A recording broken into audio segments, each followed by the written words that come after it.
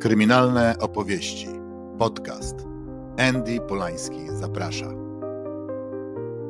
Drodzy widzowie oraz słuchacze, doceniam każdą formę przekazu lub wsparcia, więc jeżeli ten podcast się Tobie podoba, to będzie mi bardzo miło, jeżeli zostawisz subskrypcję na YouTube lub ocenę na Spotify.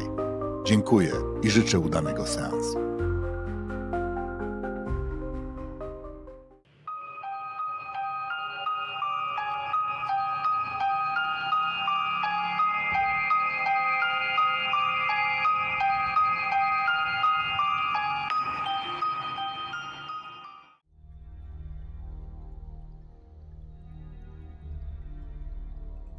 Na południu Norwegii, nad brzegiem cieśniny Skagerrak, leży miasto, które przez dekady było synonimem spokoju. Kristiansand, letnia stolica południa, miasto plaż, białych domów, równych uliczek i życia, które toczy się powoli, w rytmie fiordu, w rytmie skandynawskiego porządku. Tutaj wszystko zdaje się mieć swoje miejsce. Dni są uporządkowane, ludzie uprzejmi, a dzieci bezpieczne. Tuż za centrum miasta rozciąga się las. Nie dziki, nie niebezpieczny, uporządkowany, skandynawski. To Baneheia, zielone serce Kristiansand. Miejsce na jogging, spacer z psem, zabawę wśród drzew i skał. Naturalny park z jeziorami, ścieżkami, polanami, gdzie w maju zakwitają pierwsze kwiaty, a powietrze pachnie żywicą i wilgocią. Baneheia to nie puszcza. To część miasta. Las wtopiony w codzienność. Dzieci znają tu każdy zakręt. Starsi wspominają pierwsze randki nad wodą. Rodzice pikniki z kocem i lodami z pobliskiego kiosku. To jedno z tych miejsc, które zna każdy mieszkaniec Kristiansand i gdzie według wszystkich nie mogło się zdarzyć nic złego. Ale w maju 2000 roku, właśnie tam, w tej ciszy, wśród drzew i granitowych głazów, to miejsce się zmieniło. I całe miasto razem z nim. Bo tego dnia dwie dziewczynki wyszły z domu i nie wróciły. A Baneheia, las w samym sercu spokoju, stał się miejscem, którego nazwa już nigdy nie będzie oznaczać tylko parku. Była sobota 19 maja 2000 roku. Kristiansand żyło swoim spokojnym wiosennym rytmem. W powietrzu czuć było zapowiedź lata. Dzień był ciepły, niebo jasne, a mieszkańcy miasta powoli otwierali drzwi balkonów i planowali popołudniowe spacery. Był to długi weekend, zielone świątki, czas rodzinnych spotkań, grilla i odpoczynku. Tego dnia dwie dziewczynki spotkały się jak wiele razy wcześniej. Lena Slygedal Polsen, 10 lat, i Stine Sofie Sörströnen, 8 lat.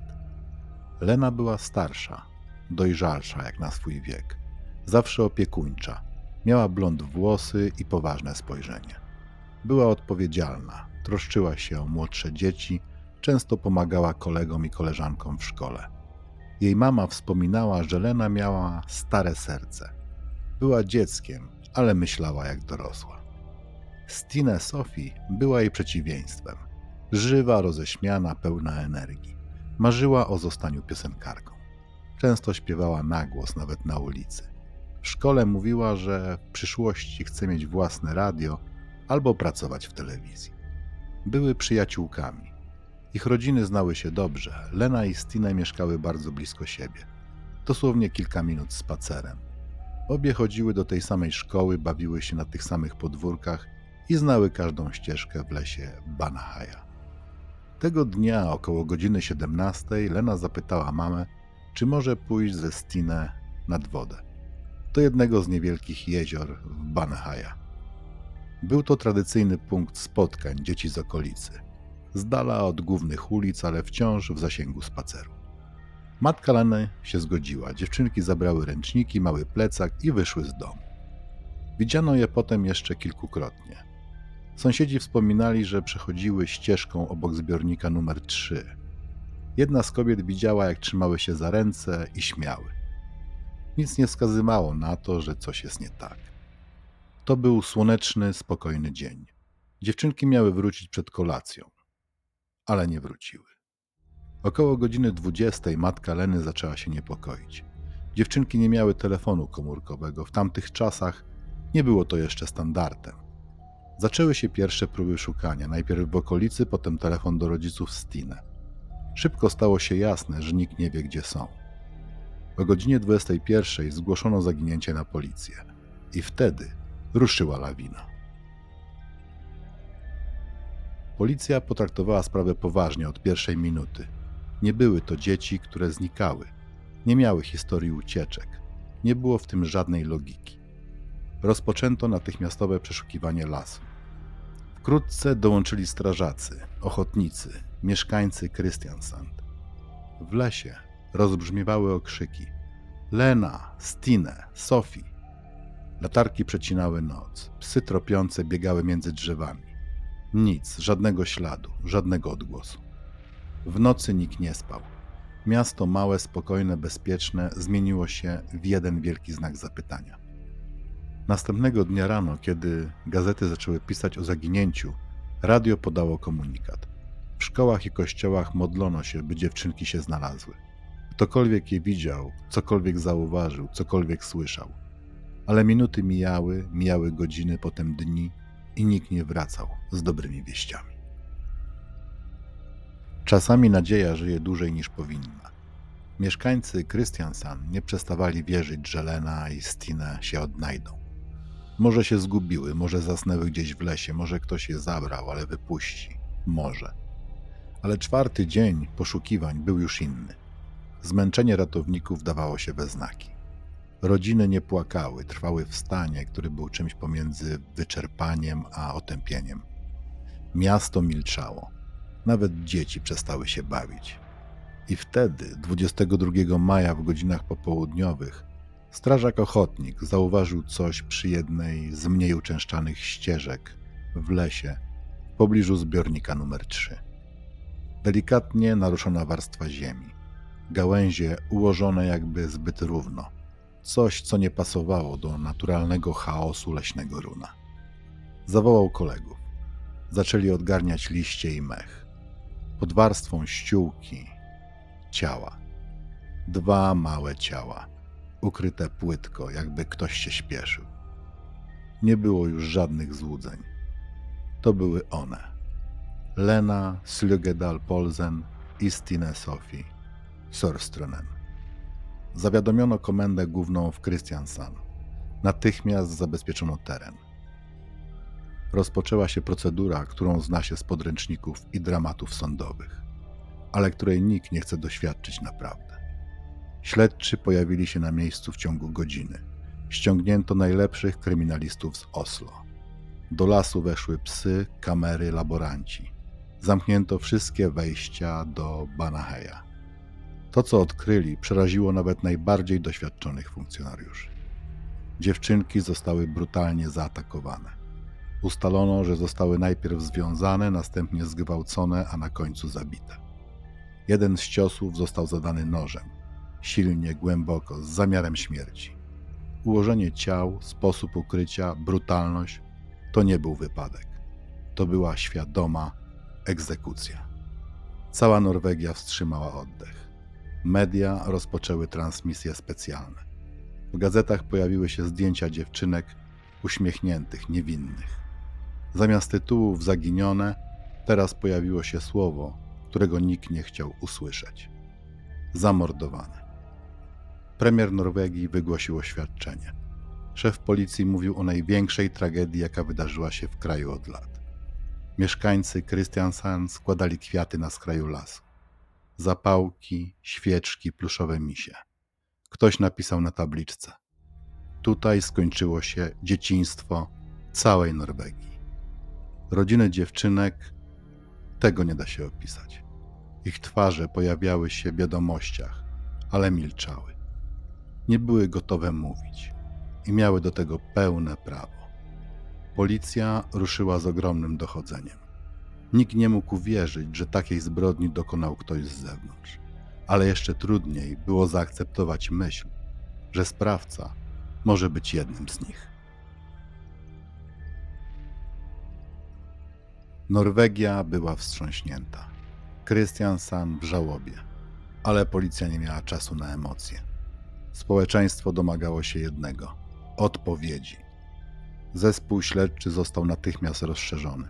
Do Christian San ściągnięto najlepszych specjalistów z Oslo, w tym profilerów, psychologów i ekspertów kryminalnych. Przeszukano Banahaja centymetr po centymetrze. Przesłuchano setki świadków. Rozpoczęto przegląd lokalnych przestępców seksualnych i wszystkich osób wcześniej skazanych za przemoc wobec dzieci. Atmosfera w mieście była duszna. Na każdym rogu ulotki, w każdym sklepie rozmowy szeptem. Na twarzach ludzi lęk, bo zbrodnia była tak okrutna, że nikt nie chciał wierzyć, iż jej sprawca może chodzić tymi samymi ulicami. I wtedy pojawiło się pierwsze nazwisko. Jan Helge Andersen. 24-letni mężczyzna z Kristiansand, znany policji, nie jako niebezpieczny przestępca, ale jako człowiek dziwny, trochę inny, cichy, nieśmiały, niewyróżniający się. Nie stwarzał zagrożenia, ale też nie wzbudzał zaufania. Pracował fizycznie, mieszkał sam, miał historię problemów ze zdrowiem psychicznym, ale nie był formalnie zdiagnozowany. Został przesłuchany rutynowo, ale podczas rozmowy policjanci zaczęli zauważać drobne pęknięcia w jego narracji. Sprzeczne zeznania co do tego, gdzie był tamtego dnia. Brak alibi. Zachowanie nerwowe, jakby przewidywał, że w końcu przyjdą. Podczas kolejnych przesłuchań Jan Helge Andersen załamał się. Nie gwałtownie, powoli. Wyciszonym głosem, z oczami spuszczonymi w ziemię, zaczął mówić. Przyznał się do udziału w morderstwie, ale nie działał sam. Według niego sprawcą gwałtów i brutalnych ciosów był Viggo Kristiansen, jego przyjaciel z dzieciństwa. Andersen twierdził, że był zmuszony do współudziału, że nie miał wyjścia, że był świadkiem, ofiarą i wspólnikiem biednym. To był przełom i jednocześnie początek największej kontrowersji tej sprawy. Viggo Kristiansen miał 21 lat. Znany z trudnego charakteru, gwałtownego temperamentu, ale nigdy wcześniej nie skazany. Nie miał kryminalnej przeszłości. Był uznawany za dziwnego, ale nie niebezpiecznego. W młodości znęcał się nad zwierzętami, miał konflikty z sąsiadami, był agresywny wobec rówieśników, ale nie był pod obserwacją służb. Zatrzymano go natychmiast po zeznaniu Andersena. Viggo wszystkiemu zaprzeczył. Nie przyznał się do winy. Stwierdził, że w dniu morderstwa był w domu, że Andersen kłamie, że chce się wyłgać. Nie przedstawił jednak żadnych dowodów potwierdzających jego alibi. Policja przeszukała jego telefon. Znalazła SMS-y wysłane z jego komórki dokładnie w czasie, gdy dziewczynki były uprowadzone. To zdaniem obrony był dowód niewinności. Przecież nie mógł pisać SMS-u w środku lasu. Ale zdaniem prokuratury był to fałszywy trop. W lasach Banahaja znaleziono DNA Jana Helge Andersena. Nie znaleziono jednak ani jednego śladu DNA Kristiansena. Mimo brutalnej zbrodni, fizycznego kontaktu i krwi, żadnego biologicznego śladu drugiego rzekomego sprawcy. Śledczy uznali, że to bez znaczenia. Mieli zeznanie Andersena, mieli motyw, mieli sylwetkę psychologiczną Kristiansena, agresywną, dominującą, nieprzystosowaną społecznie. Pasował do obrazu potwora, którego wszyscy już widzieli własnymi oczami wyobraźni. Śledztwo ruszyło z kopyta. Media miały dwóch winnych, społeczeństwo oddech ulgi. Rodziny dziewczynek nadzieję na sprawiedliwość. Ale część śledczych po cichu zaczęła mieć wątpliwości. Jak to możliwe, że w tak brutalnej zbrodni jeden sprawca pozostawia DNA, a drugi nie? Dlaczego Andersen, który przyznaje się do udziału, dostaje łagodniejszy wyrok?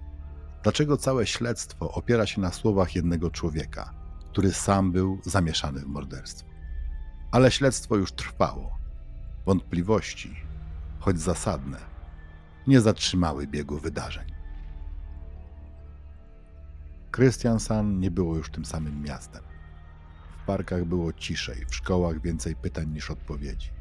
I choć Banahaja znów pokryła zieleń, Miejsce, gdzie znaleziono ciała dziewczynek, zostało odgrodzone. Nie dało się tam wrócić ani fizycznie, ani emocjonalnie. W marcu rozpoczął się proces dwóch mężczyzn oskarżonych o jedną z najbardziej wstrząsających zbrodni w historii Norwegii. Jan Helge Andersen, ten, który się przyznał, i Viggo Kristiansen, ten, który od początku utrzymywał swoją niewinność. Proces był głośny, transmitowany, komentowany, analizowany. Każde zdanie z sali sądowej trafiało na łamy gazet i do telewizyjnych redakcji. Ludzie nie tylko chcieli sprawiedliwości, potrzebowali jej. Na ławie oskarżonych siedzieli mężczyźni, którzy nie pasowali do siebie ani fizycznie, ani charakterologicznie. Andersen niski, cichy, zamknięty w sobie, zgaszony. Kristiansen wyższy, pewniejszy siebie, z trudnym spojrzeniem i wyraźną niechęcią wobec sądu. Dla prokuratury była to sprawa oczywista. Andersen przyznał się i wskazał Kristiansena jako inicjatora zbrodni. Śledczy przedstawili portret psychologiczny Viggo jako chłopaka o zaburzeniach emocjonalnych z historią agresji i dominacji. Podkreślano, że to on miał być mózgiem operacji. To on miał zmusić Andersena. To on miał wykonać najtrudniejsze elementy zbrodni. Obrona Kristiansena była stanowcza. Nie było jego DNA, nie było świadków, nie było motywu. Był tylko jeden człowiek, Andersen, który składał zeznania w zamian za łagodniejszy wyrok. Kristiansen twierdził, że został wrobiony, że Andersen działał sam, że oskarżenie jest błędem śledczych opartym na presji społecznej, potrzebie szybkiego zamknięcia sprawy i wygodnej narracji. Ale społeczeństwo nie miało cierpliwości do niuansów. Matki ofiar siedziały na sali rozpraw, rodziny płakały, słuchając opisu tego, co wydarzyło się w lesie. Wszystko to opowiedziane przez jednego człowieka, Janę Andersena. I to wystarczyło. Sąd uznał mężczyzn za winnych. Jan Helge Andersen został skazany na 19 lat więzienia. Niższą karę, ponieważ współpracował i okazał skruchę. Viggo Kristiansen otrzymał 21 lat, najwyższy możliwy wyrok w Norwegii, z adnotacją o przedłużeniu, jeżeli zostanie uznany za zagrożenie dla społeczeństwa. Społeczeństwo odetchnęło z ulgą. Media pisały: zamknięcie sprawy, Norwegia znów bezpieczna. Rodziny mogły wreszcie zacząć proces żałoby. Ale nie wszyscy byli spokojni. Prawnicy, dziennikarze śledczy, nawet niektórzy policjanci zaczęli zadawać pytania. Dlaczego tylko jedno DNA? Dlaczego Andersen zmieniał wersję wydarzeń? Dlaczego nie sprawdzono dokładnie alibi Kristiansena? Czy wiemy na pewno, co tam się wydarzyło? Na te pytania nie było miejsca na sali sądowej. Wyrok zapadł i nie było odwrotu. Kristiansen odwołał się po raz pierwszy. Przez lata pisał do sądów, do mediów, do organizacji praw człowieka. Twierdził, że siedzi w więzieniu za zbrodnię, której nie popełnił. Ale przez długi czas nikt nie chciał go słuchać. Wyrok zapadł. 2 kary więzienia, 2 historie zamknięte w murach. Społeczeństwo uznało sprawę za zakończoną. Ale tylko pozornie. Za kratami 2 różnych zakładów karnych w Norwegii rozpoczęły się 2 zupełnie inne od siebie odsiadki. Jan Andersen, sprawca, który przyznał się i współpracował z policją, odbywał karę w systemie półotwartym. Uczestniczył w terapii, pracował fizycznie, brał udział w programach resocjalizacyjnych. W 2016 roku wyszedł na wolność po 16 latach. Cisza, brak rozgłosu. Zniknął z życia publicznego. Viggo Kristiansen natomiast, ten, który nie przyznał się do winy, spędził w więzieniu ponad 2 dekady. Nie podjął terapii, nie uczestniczył w kursach dla sprawców przestępstw seksualnych, nie brał udziału w żadnych z programów resocjalizacyjnych. Nie dlatego, że był niechętny, ale dlatego, że cały czas powtarzał jedno: nie mogę odbyć kary za coś, czego nie zrobiłem. Każdego roku jego obrońca składał wniosek o wznowienie postępowania. I każdego roku spotykał się z odmową. Nie było nowych dowodów, nie było podstaw proceduralnych, nie było chęci, by otwierać raz zamknięty rozdział, bo przecież był winny, tak orzekł sąd. Ale coś zaczęło się zmieniać. Powoli, po cichu. Wśród dziennikarzy śledczych pojawiały się wątpliwości. Dlaczego w aktach sprawy są ślady DNA tylko Andersena? Dlaczego Christensen, jeśli miał być głównym sprawcą gwałtu, nie zostawił żadnego materiału genetycznego? Dlaczego telefon Viggo logował się do stacji bazowej oddalonej o kilka kilometrów od miejsca zbrodni? Dokładnie w czasie, gdy miała ona miejsce. W 2008 roku sprawą zainteresował się dziennikarz Björn Olaf Jar. Pisał, zbierał dokumenty, docierał do świadków. W 2017 roku opublikował książkę, która wstrząsnęła opinią publiczną. Drapię powierzchnię tej sprawy od lat, mówił. I im głębiej sięgam, tym więcej widzę luk. Społeczeństwo zareagowało różnie. Jedni byli oburzeni, inni zaczęli się zastanawiać. Czy możliwe, że Norwegia, kraj porządku, zaufania i transparentności, skazał niewinnego człowieka? W 2019 roku obrońcy Christiansena złożyli kolejny wniosek o wznowienie sprawy. Tym razem z nowymi analizami DNA i ekspertyzami biegłych. Komisja do spraw rewizji wyroków, organ niezależny zajmujący się rozpatrywaniem skarg na wyroki sądów, podjęła decyzję, której wielu się nie spodziewało. Sprawa została wznowiona. Po ponad 20 latach ktoś w końcu powiedział: może jednak nie wszystko było takie, jak nam się wydawało. 21 lat. Tyle czasu Viggo Christiansen spędził w więzieniu, powtarzając, że jest niewinny. 21 lat w celi z jednym zdaniem powtarzanym jak modlitwa. Nie zrobiłem tego.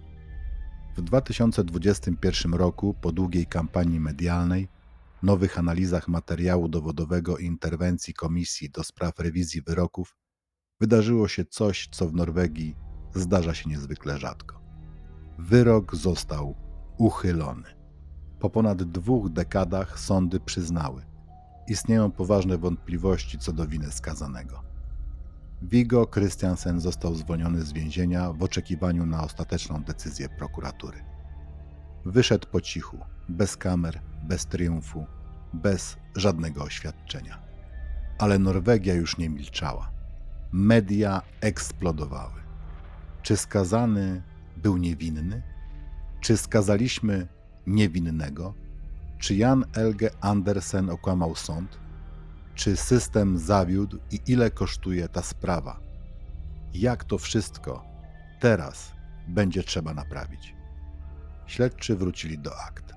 Dokumenty sprzed 2 dekad trafiły do niezależnych biegłych. Wnioski były porażające. DNA Christiansena nigdy nie znaleziono. Nie tylko na ciałach dziewczynek, ale w ogóle nigdzie na miejscu zbrodni.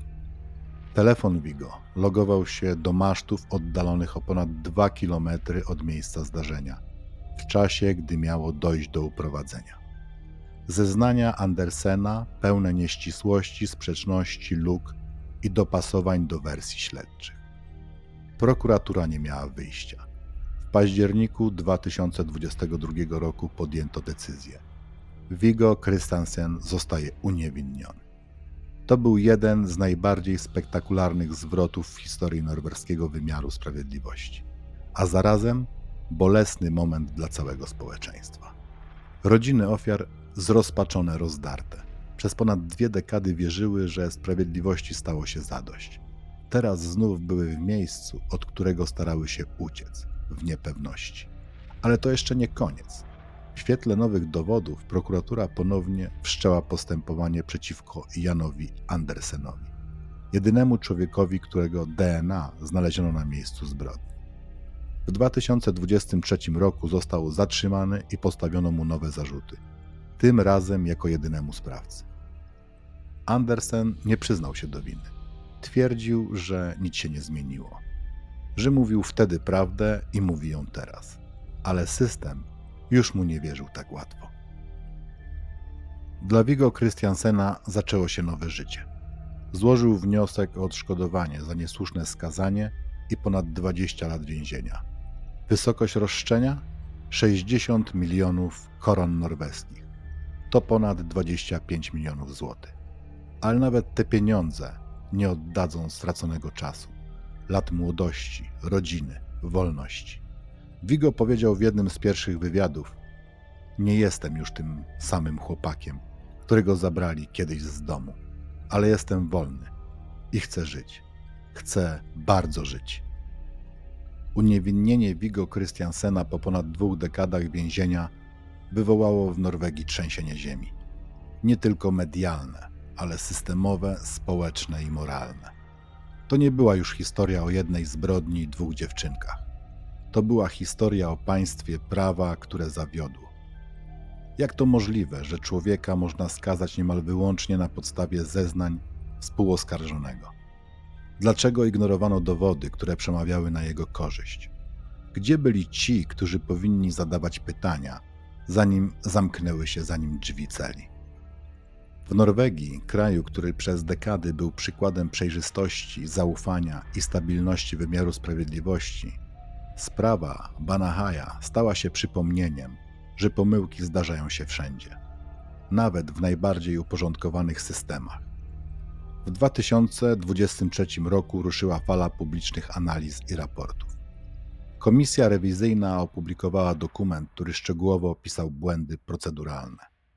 Zbyt szybkie skoncentrowanie się na jednej wersji zdarzeń, niedokładna analiza alibi, brak obiektywnego podejścia do materiału DNA oraz psychologiczna presja na świadka, który być może manipulował całą historią. Dla jednych był to akt odwagi. Państwo potrafiło przyznać się do błędu. Dla innych kompromitacja wymiaru sprawiedliwości. Bo jeśli tak poważna pomyłka mogła się wydarzyć w sprawie tak głośnej, tak brutalnej i tak dokładnie obserwowanej, to ile innych wyroków też wymaga rewizji. Rodziny Leny i Stine zostały postawione przed niewyobrażalnym, ponownym procesem żałoby, ponowną utratą wiary, ponownym pytaniem, czy naprawdę wiemy, kto to zrobił. Matka jednej z dziewczynki powiedziała: nie chcę słyszeć słowa niewinny, chcę tylko wiedzieć, co wydarzyło się tamtego dnia i dlaczego znów muszę przez to przechodzić. Ale pytania nie znikną. Viggo Christiansen został uniewinniony, ale społeczne napięcie wokół jego osoby nie zgasło. Dla jednych jest symbolem niesprawiedliwości, dla innych człowiekiem, którego nie potrafią już zobaczyć inaczej niż jako winnego. Tak działa pamięć społeczna, czasem mocniejsza niż fakty. Jan Helge Andersen, ponownie oskarżony, czeka na proces, który może zakończy się kolejnym wyrokiem. Ale niezależnie od jego wyniku, coś już się zmieniło na zawsze. Bo w tej sprawie nie chodzi tylko o winę i karę. Chodzi o zaufanie. Czy możemy ufać, że system działa, kiedy potrzebujemy go najbardziej? Czy instytucje są gotowe przyznać się do błędów, bez czekania 2 dekad? I czy społeczeństwo potrafi zaakceptować prawdę, gdy jest ona niewygodna? To historia, która uczy pokory, która pokazuje, że sprawiedliwość nie zawsze przychodzi na czas i że czasem, by ją osiągnąć, trzeba po drodze przejść przez piekło. Sprawa Baneheia poruszyła Norwegię do głębi.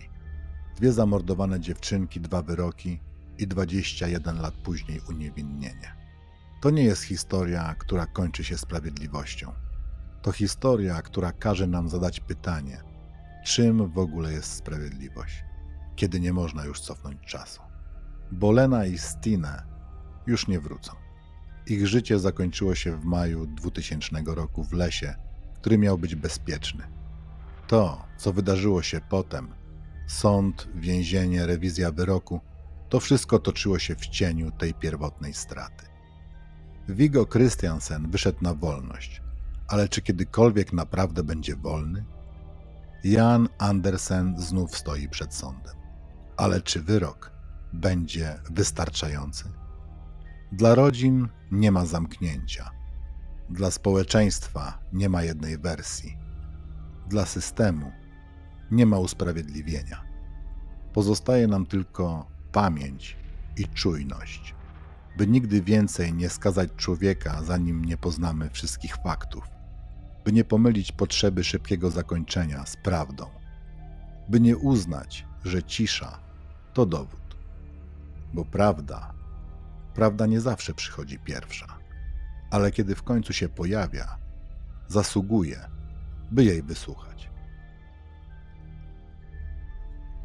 Dziękuję, że byliście dzisiaj ze mną. Jeśli ta historia Was poruszyła, podzielcie się nią. Zasubskrybujcie podcast, zostawcie komentarz, dajcie znać, że chcecie więcej takich opowieści. Bo tylko dzięki Wam takie historie nie giną w archiwum. Do usłyszenia w kolejnym odcinku. I pamiętajcie, nie każda sprawa kończy się wyrokiem, ale każda zaczyna się od kogoś, kto miał odwagę zapytać, co tu się naprawdę wydarzyło.